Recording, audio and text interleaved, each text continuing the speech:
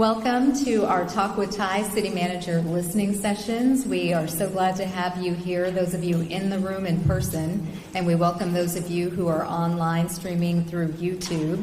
Welcome to the Barber Park Event Center, which is also home to the Ruth Wicker Tribute for Women. We'd like to acknowledge Mayor Nancy Vaughn and Councilwoman Sharon Hightower, representing District 1.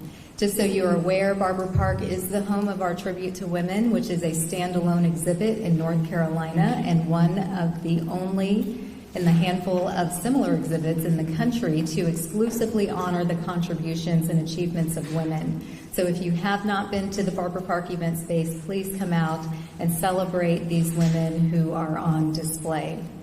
We want to encourage those of you who are online to please enter your questions or comments into the comment box on YouTube. Those of you in the room, please use the microphone in the center of the room so that we can pick you up online but also be able to hear you throughout this space. At this time, it is my pleasure to welcome City Manager Taiwo Jaiyeoba. Thank you. Thank you very much, Carl. I appreciate the opportunity to be here this morning once again. Thank you, Mayor Vaughn, Councilmember Hightower. It's good to be here. Well, it's supposed to be a conversation, or at least a sharing of your thoughts and ideas and concerns that you may have with regards to District 1.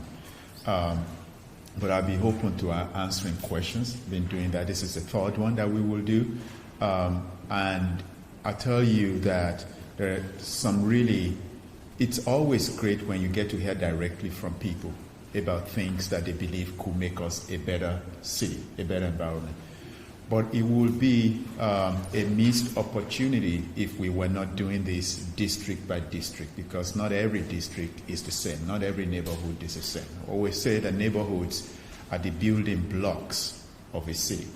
And if you're going to make a city thriving, vibrant, livable, and equitable, you start at the neighborhood level. And so it would be great to be able to hear specifically from you what some of your ideas may be and what some of your concerns are. And if there are questions that you have, I'll be definitely happy to respond to those, as I've been doing for the last couple of sessions that we've had. Again, we have those who may be speaking for us via the YouTube or whichever online platform we have. But we encourage you to step to the mic and just ask questions. So I'll sit back in a minute, but just a little bit of introduction to myself. I've been working in Charlotte, North Carolina for the last 4 years for the city, but prior to that I spent 7 years in the consulting environment, and I pretty much managed projects in about 40-something different states in this country. And so I've seen different communities, and I understand, to a degree, I understand the things that stitch neighborhoods together. Whether it's arts or transportation, because we can talk about housing and we can talk about parks and recreational facilities like we have here, but if they are not accessible to people and if they are too far away from people, then they become missed opportunities. But I've also seen the things that work. One of the things that I've found is when you allow community members to really be able to express themselves directly, not just to their elected representatives, but even to us. It's always a great opportunity to be able to integrate some of those ideas with the things that we may have in process. Most of the time, you all will go to your elected representatives to speak to them, and they will talk to us. So there are always various opportunities for us to hear from you. But as a newbie to Greensboro, I felt it would be good for me to visit district by district and hear these things directly from you. But I also want to say this is not a one and done thing. We will come back, because I like to be able to share with you, okay, this is what we heard. This is what we did with what we heard. And while this is going on, we also have a community survey that will be going on as well. We know that because of COVID and due to different reasons, there are some people who may not be able to show up at these listening sessions or be able to participate even online. So we're going to reach out to them in different ways to make sure that we also are gathering this input. Over the next several weeks, we'll be doing that. So at this point, I'm going to sit back and then I'll be happy to come back and respond to questions or maybe clarify some things. But please feel free to get up and share your thoughts. Thank you. Hi, I'm Sheldon Herman, and I represent a group called Bikesboro. We do bicycle advocacy. We haven't run into each other since Wealthy Street. I think it was either at Big B or Wealthy Street Bakery, I don't remember. But the things you did in Grand Rapids were just amazing and awesome, and I think we're really lucky to have you. I understand you could have gotten a job anywhere, but you chose to come here, which is absolutely amazing. So I'm just really happy you're here, and I'm really looking forward to working with you.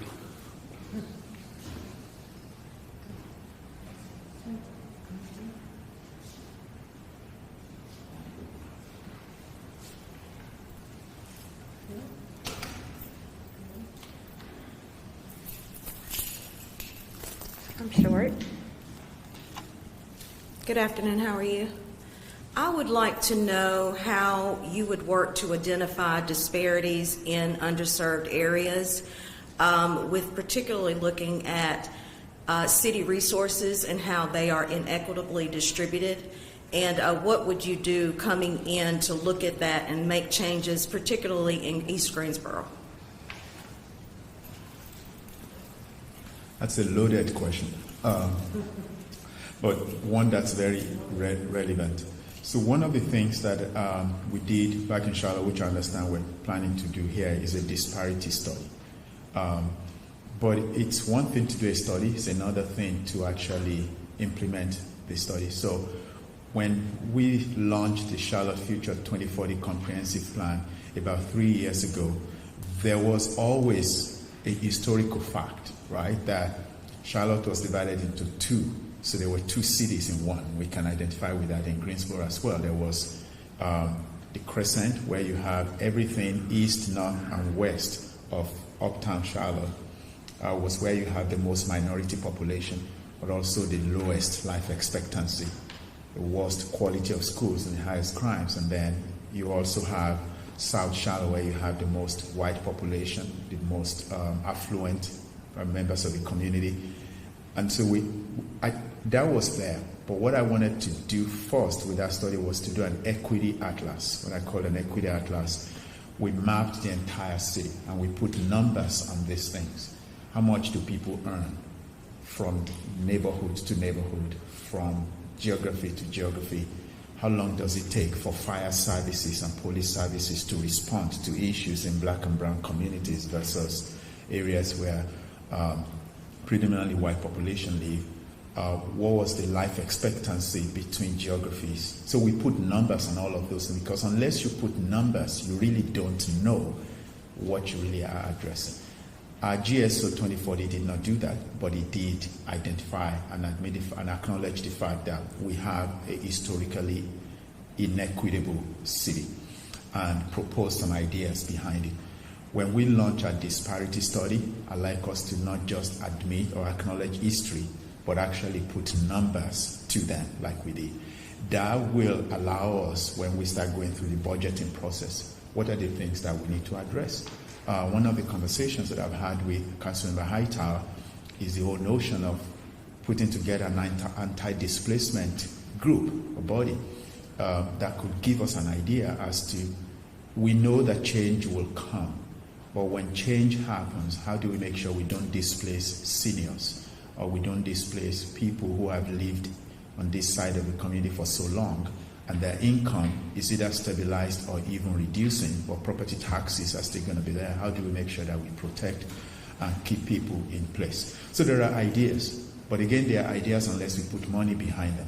But if we do those things, my expectation is that there will be recommendations that we'll take to council at some point in the future that will allow us to be able to take a good look at how we are budgeting these things. We realize this, and I think that for someone with my background, I also put a lot of value on numbers because numbers tell better stories. And so once we have those numbers in terms of what exactly does that disparity look like, it allows us to be able to make the right recommendations to the elected body. This may not happen overnight. It may take a number of budget cycles. I talked about corridors of opportunities when I was chatting with council several months ago. how we can actually invest in vulnerable communities, areas where we know people are, being involuntarily displaced. How can we target those specifically? When I was able to help launch that program in Charlotte 2 years ago, the first year we put $22 million towards 6 vulnerable corridors. And it's amazing that those $22 million disappeared just on 2 corridors alone.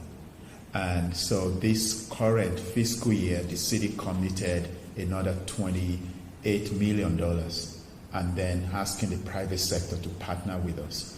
What that means is that we're going to look at putting full-service grocery stores along certain corridors. It also means we're going to improve bus service frequencies on certain corridors.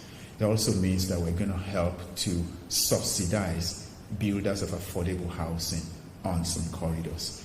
And so when you target, I said earlier that neighborhoods are the building blocks of a city, corridors are the arteries that run the blood upon which neighborhoods thrive. If we can get something like that going, it will not take 1 year, it will not take 2 years, it may take cycles of budget over time. But we need to have numbers specifically. And so I've just arrived, I'm still looking through a lot of documents. I know there's a lot of good work that's been done, but I have a responsibility to make sure that those things are done in an equitable manner. Thank you.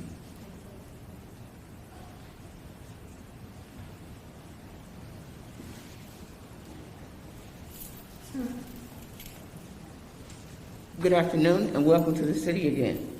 My name is Lolita Watkins. I'm with the St. James Presbyterian Church Social Justice Advocacy Ministry, and I have some questions regarding poverty but hunger. And do you have any ideas, suggestions, or strategies that you can share with us today about your experiences in attacking or addressing hunger and poverty and issues related to food justice? Not only in terms of children, but families and seniors. Thank you. I'll say, first of all, anything related to social justice is a collaborative effort. It's not something that we as a public entity can do alone. So it's going to have to be a collaboration between us and the Y and the YWCA and Goodwill and other partners that are out there. One of the things that I have seen also in that space, though, is how I always believe that public dollars drive private investment. So when we go to neighborhoods that lack grocery stores, we may not be able to force a Aristida, for example, or a Publix to come to a location because they have a different business model. But if there are things that we can do on the public side to incentivize them to come, that's what we can do, working with them.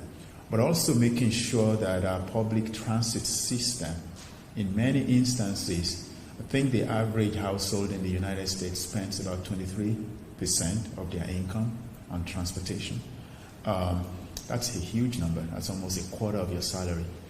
And if you were able to provide means by which people, teenagers, seniors, can actually get closer to grocery stores and housing and childcare and senior care facility, it reduces the amount of money that they have to spend on transportation and increases disposable income that they have to spend on other things like childcare. And so it's going to be about collaboration, because the city typically doesn't do this type of thing alone. And I've already reached out to my colleague at the county manager, and other partners in the community that I believe we should be collaborating with over the next several months. I will be having, just as I'm having this conversation with all of us, I'm also going to be having separate conversation with developers over the next several weeks and months as well, where I will have them take me on bus tour of the entire city and identify potential areas where we may be able to partner with them to make something happen. As a follow-up, sir, I'm familiar with other cities in the state of North Carolina that have added a position, food resilience manager, and that person works with establishing policy coordination in terms of addressing or attacking hunger. Winston-Salem has that position. I think there's a position in the city of Durham and perhaps one in Charlotte. Do you envision a position like that possibly being added within the structure of the Greensboro city government? I know you have a task force that is meeting regularly. I know that you made a new addition to that task force with someone from the Guilford County Extension Service taking over a role that Brett Huggins used to have. But what's your vision in terms of creation of a city position where that person in that position can address hunger and other issues related? Yeah, in Mecklenburg County, it's handled by the Mecklenburg County government system. But I'm open to that. That's actually a brilliant idea. I think something that we should consider. There are a couple of things that I am considering that have not necessarily been in line with that, but I'm open to that, having someone who can actually be the person to run point on that for us. But I need to examine what the county is doing first, and so that we're not duplicating efforts. So yeah, definitely it's something that I'm open to. Thank you for that idea. Thank you. We're willing to work with you too. Thank you. Good afternoon. I'm Sophia Chris with Housing Consultants Group, and recognizing that first, welcome to Greensboro. So recognizing that you just got here and you're reviewing documents, my question is, are you planning on looking at the 10-year plan that the city passed in 2020? And I think it kind of got put to a halt because of COVID, but is it your intention to look at that plan and pull out some of the recommendations from that plan? There was a lot of work put into it. Great ideas, and are you experienced in taking plans like that and making them actionable items and putting some task to what's written on paper? Excellent. One of the criticisms that we face as government officers is that we have a lot of plans and nothing gets done. The way I understand it is that when you have too many plans, you have no plan. And so hopefully we will, within the next few weeks and months, hopefully not too long, we will dig further and deeper. For example, this morning, the conversation I have with our Department of Transportation is around the Mobility 2040 plan, that I think it should be overhauled. We should update it. We should take a very good look at it. We're also definitely looking at other plans, like you said, and really pulling out a number of ideas from there that we have to bring in front of the elected body at some point in the future. But implementation takes time and money. And so I want to make sure that everything that we're doing is aligned with council adopted priorities, but also what we're hearing from you today. What are our priorities? Public safety, affordable housing, jobs, transportation, sustainability, equity. Everything has to be defined by certain principles, and that will bring in front of them. So you definitely have my commitment that we're working through it right now, going through different plans that we have, and elevating some of those key recommendations that are aligned with council's adopted priorities. And if some of them may not necessarily align with council's priorities, we find a way to make sure that they are still very important for us to bring to the table.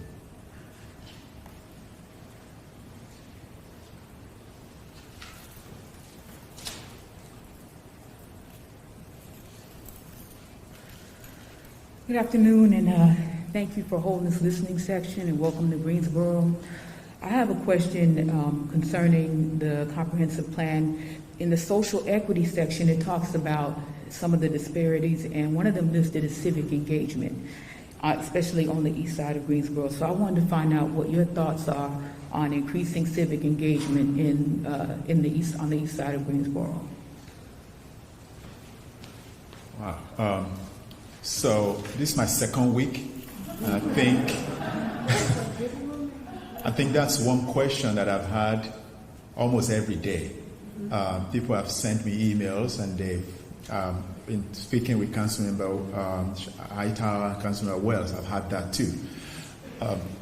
So whether we like it or not, the COVID-19 has impacted engagement, especially in black and brown communities and low-income neighborhoods more than anyone else, largely because of digital divide. There are a lot of people who do not have access, and when we tell people to space themselves apart 6 feet, there's only so many space in a 2-bedroom apartment for a family of 5 to space themselves apart.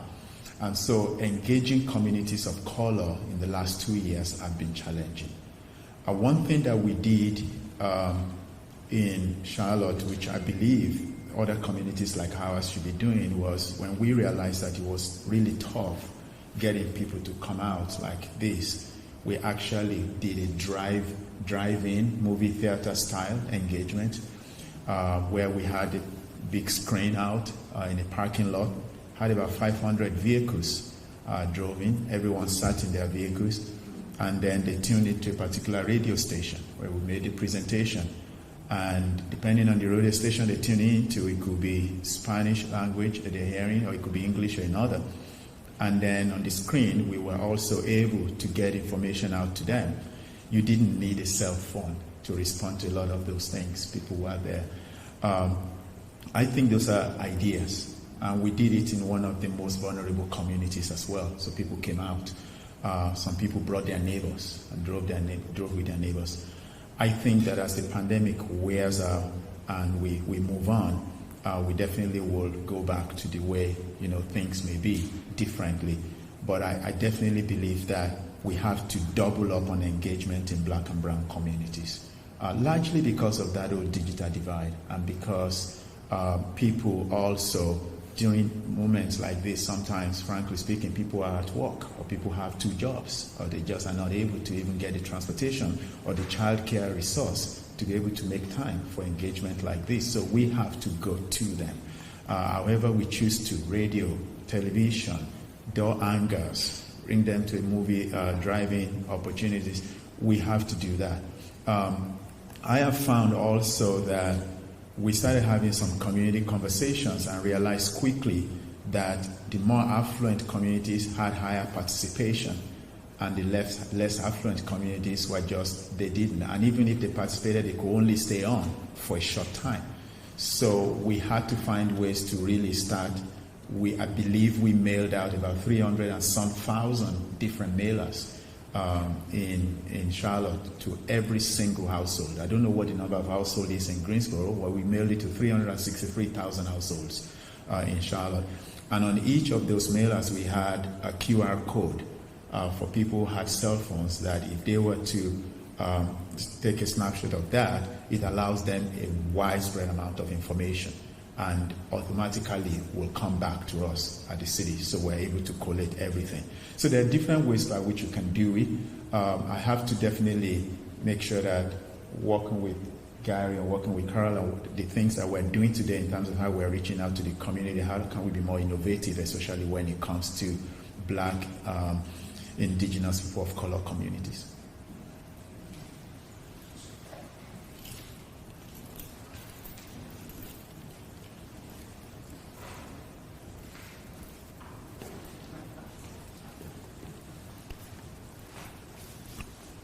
Hi, I'm Laura Way. Welcome to Greensboro. We are so glad to have you here. If you want civic engagement, I have to say I was on the Cottage Grove call with the coalition, and there were 3 screens worth of people who are totally invested in their community. It was really powerful meeting the other day. My question is, of course, I'm a big advocate for the arts and the creative sector, and we've seen other cities across the country that embrace artists and creatives as part of the problem-solving team. And not just administrators like myself, but an actual working artist. And I know that Philip Marsh was at your first meeting, and he's the first to tell you creatives have great solutions to problems. But other cities across the country have incentivized artists to move into neighborhoods that need attention, and that when an artist moves onto a block, the trajectory of that block can change. And they incentivize that through low-interest loans or financing the mortgage, but it's a permanent home for that artist, and then they grow that community of artists, and the neighborhood changes as a result. I know you can't say I'm going to do that today, but I'd like to throw that out there as a solution to some blocks that need someone to be there and nurture them, and artists tend to work from home, so they're present. So it's just an idea I'd like to put forth. Thank you, and again, welcome.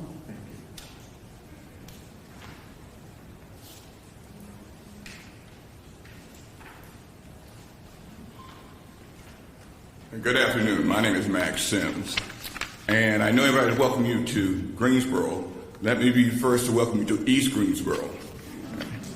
There's a difference, and if you recognize that, though. And I know you've heard from two of my board members, Sharon Hightower and Golden Well, about East Greensboro. And I know they're strong advocates of that. So let me say this, that I'm with East Greensboro now. We've been working on economic development issues for a number of years in entrepreneurship, housing, community engagement, and economic development. And you've seen those challenges we have in communities that look like ours. And you mentioned some of those, like grocery stores. And certainly, let me say this, but if we're not for the city of Greensboro, we'd not have a lot of successes that we had in East Greensboro. Just mention Hayes Taylor YMCA, which I'm sitting with the director right there.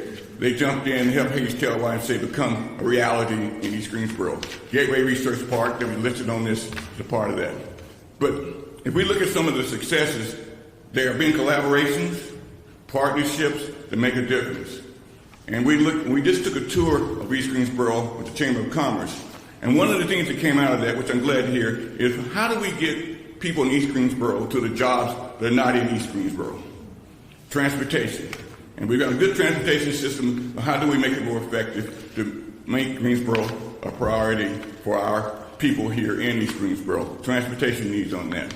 So we would say to East Greensboro now, if it weren't for the city of Greensboro, we would not exist, because the collaborations make a difference in our community. So I like your purpose of collaboration, collaborative. I like the development sector. We got to get everybody involved in that and be more intentional. We've had some good times, but we can have some greater times in East Greensboro. But it comes from collaboration, it comes from planning, and it comes from patience. When we started this, we said this is not a marathon. I mean, this is not a sprint, it's a marathon. It takes time to get there. So I appreciate that, I know, and we look forward to working with you and making a difference on it. So thank you, but particularly East Greensboro. And I'll tell you this, right here, because of our council folks, we made a difference here, and this is a great center. People love it. So thank you for coming to East Greensboro.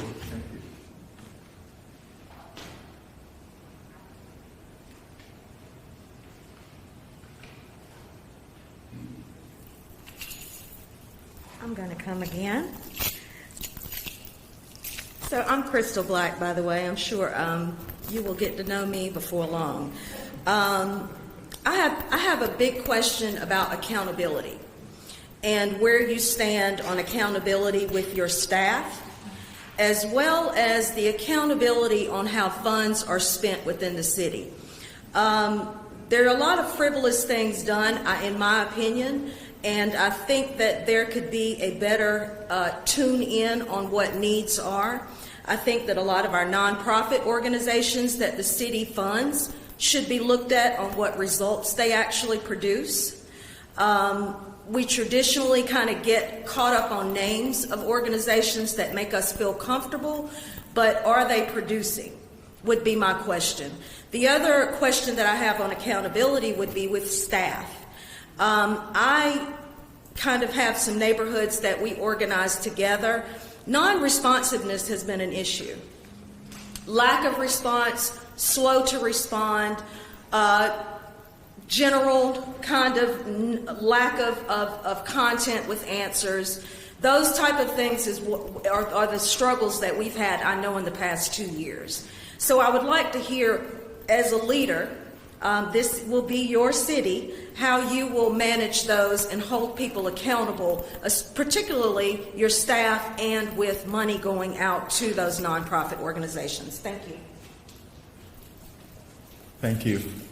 Good question, because frankly speaking, this is a team effort, and if the team is not responsive, then that's a problem. But I also believe in accountability. I believe it's very important. But, and this is a big but, before you can hold people accountable, you also have to set clear expectations of what you are looking for. If expectations are not clear, it's hard to hold people accountable. And so my job as a city manager with staff is to set expectations. One of those things is being responsive and making sure that even if you receive emails or you get phone calls and you don't respond right away, 24 hours should not be, you shouldn't have to respond to somebody who calls you on a Monday, on a Wednesday morning. I mean, if it's so important, if you can't, you need to pass it on to somebody else who can definitely make that response happen. But I also believe, not just in prompt responsiveness, but I believe more in customer satisfaction than customer service. I think that customer service is what we do to you. How you respond is customer satisfaction, because we can provide a shoddy service, which leads to a bad satisfaction on your end. And so I'm a big proponent of making sure the customer is satisfied, and that depends on the quality of service that we provide. And you definitely can get a commitment from me that over time, as we walk through our organization, we want to make sure that we're being effective, we're being efficient. We also streamline services where we can. Ultimately, that have impact on funding. I don't want to see a situation where 5 people are surrounding a manhole and all of them are doing the same thing. Hopefully, we can definitely become more efficient in that. If there's anything that private sector experience taught me, is that every dollar has value. But behind every dollar is a person, and that person is in the community. And like I said at yesterday's listening session, most private businesses survive based on repeat business. And that means that for you to go to another customer that you've once served, it means that they were impressed with your service. I worked for an organization, the last company that I worked with had 80% repeat business. That's where they generated their income, which means 80% of people that they served stayed with them. That's huge. How can we say the same thing about the city of Greensboro as an organization? That 80-90% of our community members actually look forward to us serving them. I got a very impressive email this morning from a professor from UNCG who said he complained about a street, I think it was a pothole, and someone called 911, and that same day they actually went to fix it. That's great. I like to hear things like that. But I also got another email, of course, yesterday from somebody else who saw some pothole and called and nobody responded. And so that wasn't a feel-good time. So over the next several weeks and months, of course, we'll be assessing where we are and how we can be better at what we do.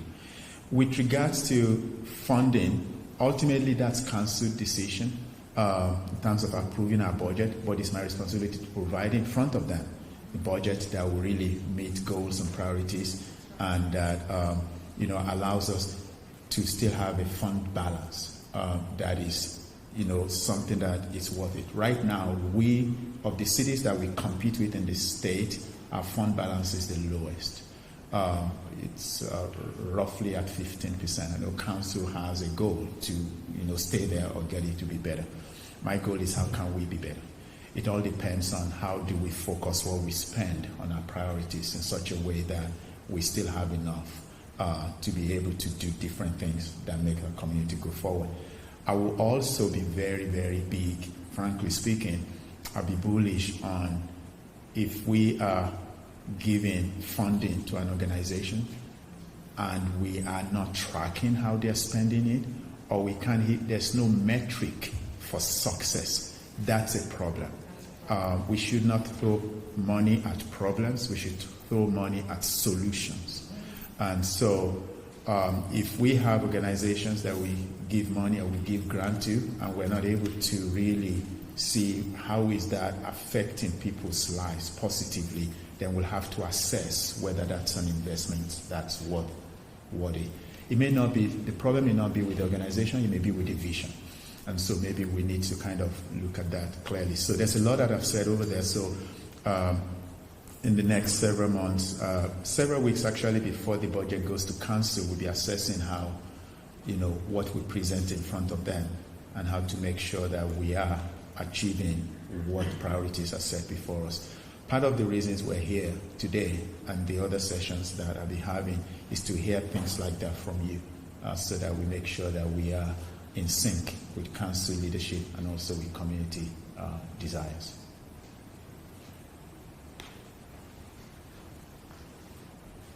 So, Ty, can I ask you,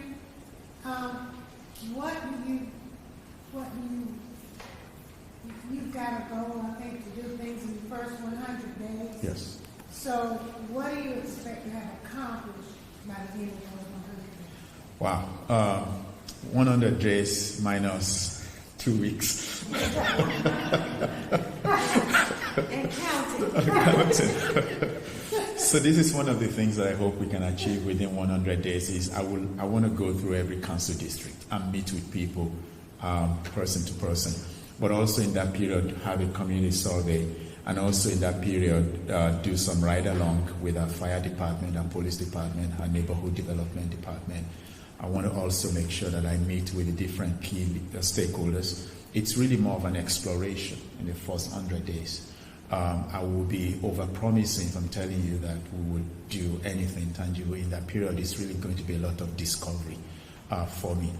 However, though, in mind, I believe that in the first 100 days, and that includes council retreat that will come in March, when I go in front of them, I want to be able to share with them some of what I believe we should be doing post-March. One of those things for me is having a Department of Economic Development and Economic and Small Business Development that will cater towards small businesses in our community. We've done very well having the success that we've had in the last couple months with the announcement by Toyota and Boom, and we want more of those. But I believe that what keeps a city moving are your small businesses that are here to stay. A lot of them don't even need incentives. They just want to succeed. And how can we make sure that they know we're there for them? That's important. Secondly is public transit. I would like to see an independent entity within the city organization that's not just buried within the city organization. But I would also like to see a system that people don't have to transfer 3 times to get where they need to go. 60 minutes time lag between bus services is terrible for a growing city. Because my experience in the last several weeks that I've been coming to Greensboro and now living here is that I can pretty much get anywhere within 15 to 20 minutes. So if Uber can get me there faster and I see the bus will get me there in 45 minutes, guess what my option will be? Unless I don't have a car or I don't have money. And so as transit service may not necessarily be solving traffic congestion issue, but it could be solving the congestion and choices issue. In other words, I want it to be there when my car is at the auto mechanic garage so I can use it. I want to do some business while I'm going to work, and I don't want to be driving while I'm doing it. I want to be on a bus. It has Wi-Fi. I can be comfortable to do that. So how can we improve our transit system in such a way that it can get people to where they need to go? Some of those things may not be achievable within the first 100 days, but they are vision, things that I have in mind that we can do and set the pace within the first 100 days to get in there.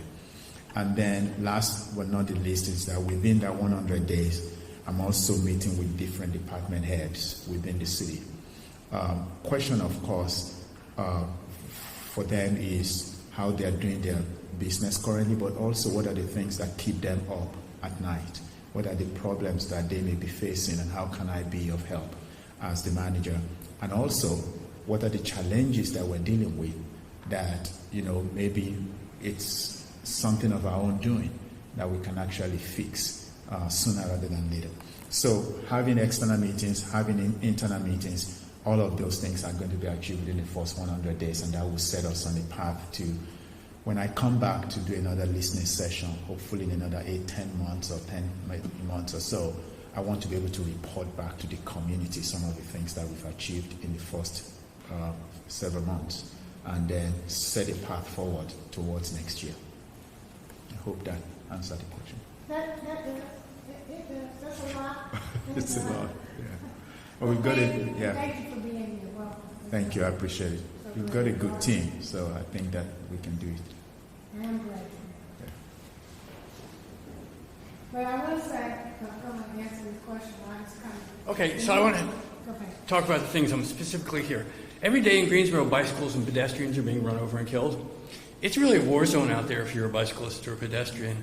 And we've made the choices to create a transportation system that allows that. Is that something you think you can address?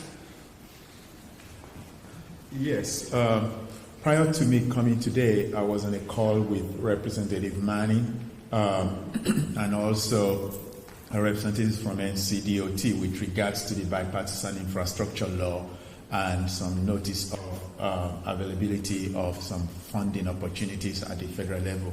And I mentioned to them that when we submit requests for funding, that will include our bicycle infrastructure, walkability opportunities as well. And hopefully we can do that. I think the deadline for submission is April 1st for those grant dollars.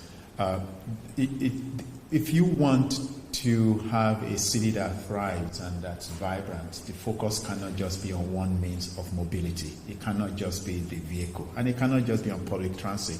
We have to think about how to create safe routes for bicyclists and for pedestrians. One of the things we were talking about earlier this morning is that I'm going to get on my bicycle one of these days and really ride around. Great, but I will tell you that I'm an avid bike rider.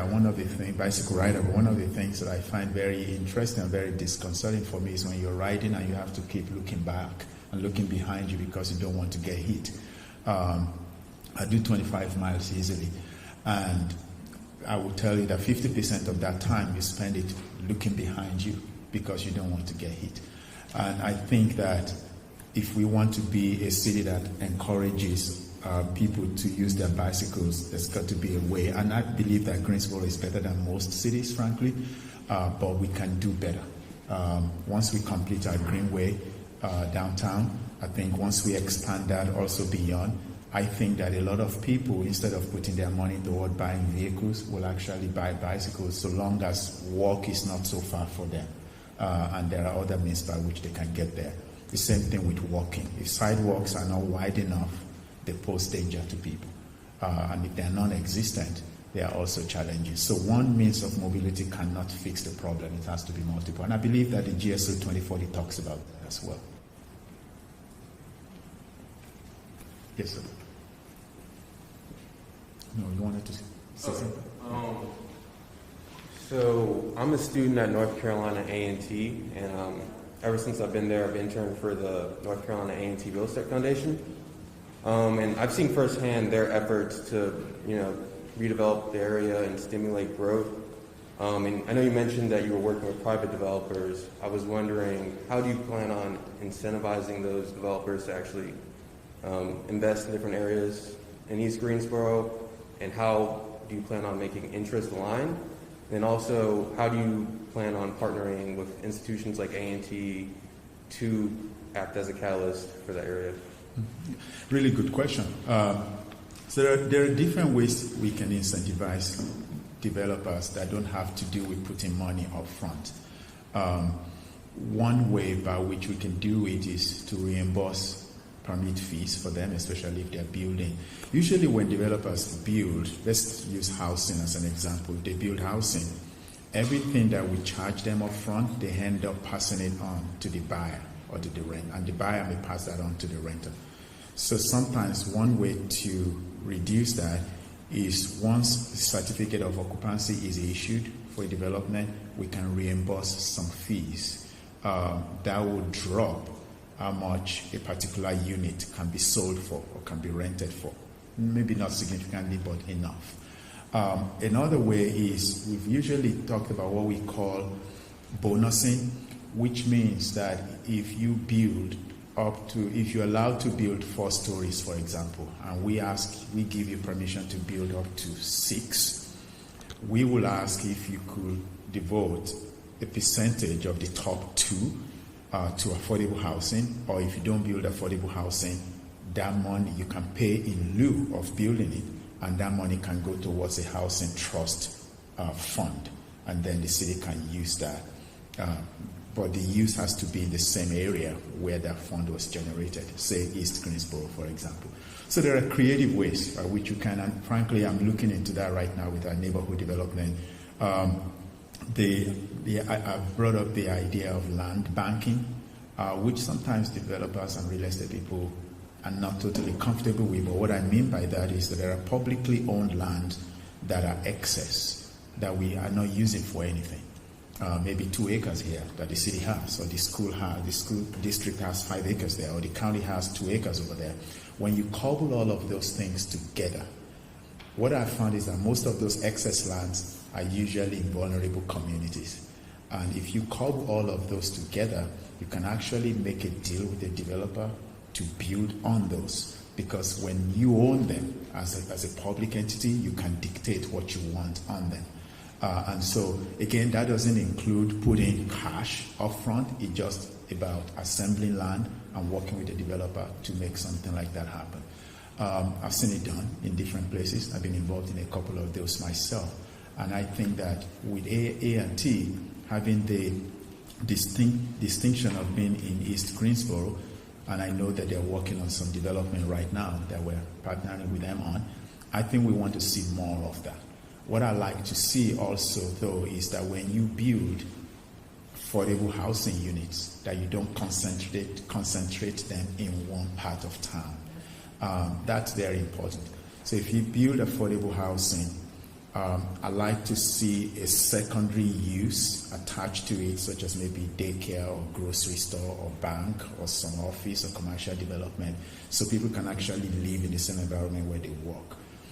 We can't dictate some of these things to developers, but if we have some skin in the game, we can actually ask them to do certain things for us. So hopefully that's something we can do more and more of. At the end of the day, developers want to do good. I tell you that they want to do good.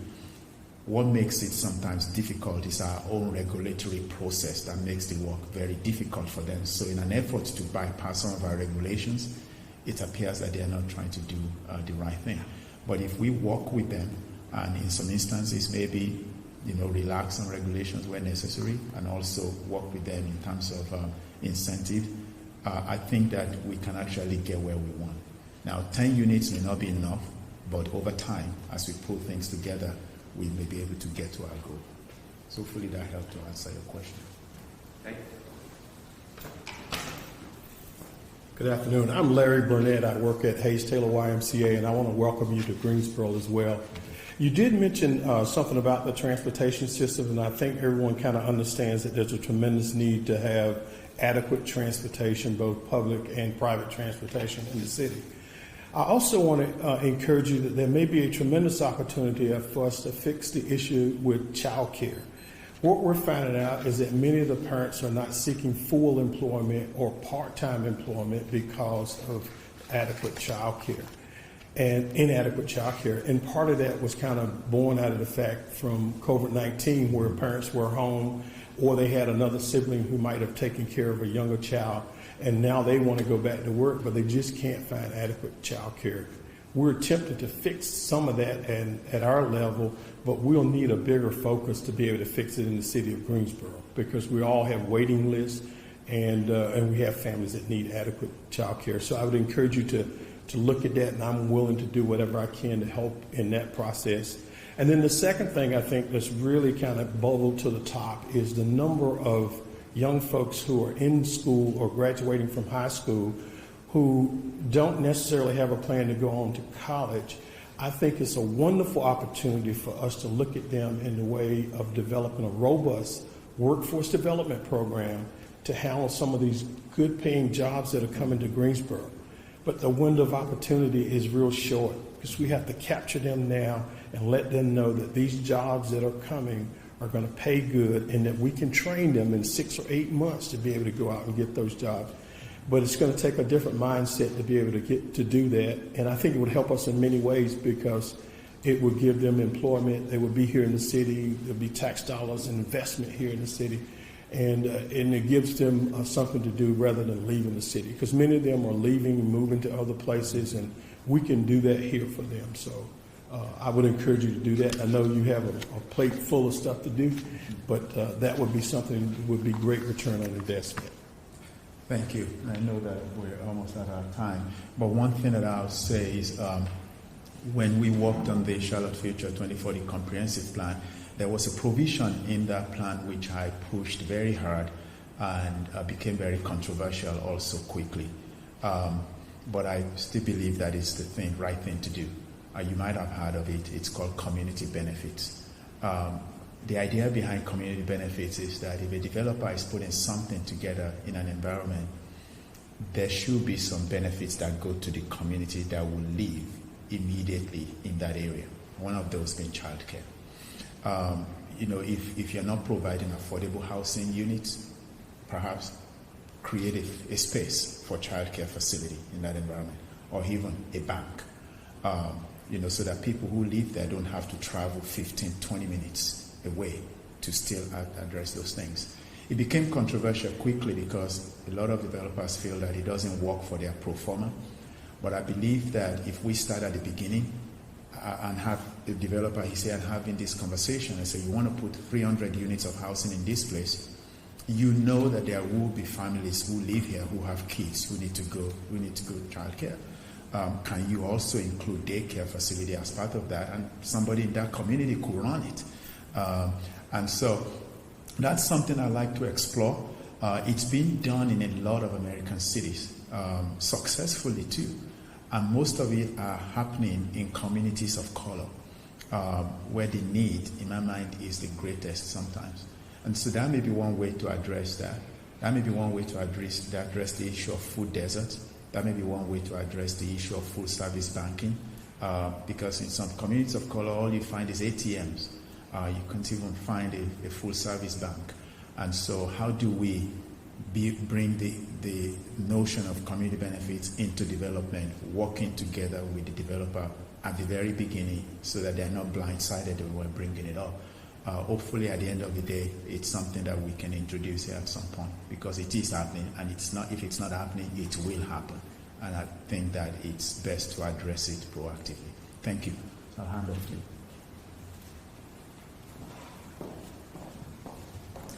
Thank you, City Manager Jaiyeoba. This will wrap up this particular exchange at District 1. We will have an evening option, and we will give you the date and the location. That'll be at 6 p.m. So we will have a second opportunity if you missed today's District 1 Talk with Ty City Manager listening session. So stay tuned for that.